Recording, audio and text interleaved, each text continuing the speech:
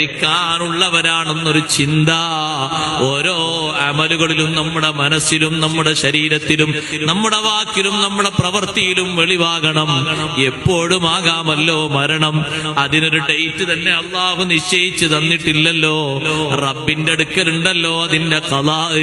അള്ളാഹു എപ്പോഴാണെങ്കിലും നമുക്കത് ഖൈറാക്കി തരട്ടെ. എപ്പോഴാണെങ്കിലും വിടവാങ്ങണം. വിടവാങ്ങുന്നതിന്റെ മുമ്പ് ചെയ്യുന്ന ചെറുതും വലുതുമായ കർമ്മങ്ങൾ കുറ്റമറ്റ രീതിയിലാക്കി തീർക്കാൻ കഴിവിന്റെ പരമാവധി മുത്തഖിയായ നിലക്ക് നല്ല ഇൽമു നേടിക്കൊണ്ട് ഒരുപാട് സുഹൃതങ്ങളുമായി നമ്മുടെ ജീവിതം മുന്നോട്ട് നീക്കണം. അല്ലാഹു സുബ്ഹാനഹു വ തആല അതിന് തൗഫീഖ് നൽകുമാറാകട്ടെ. ഞാൻ എന്റെ ഭാഷണം അവസാനിപ്പിക്കുന്നു.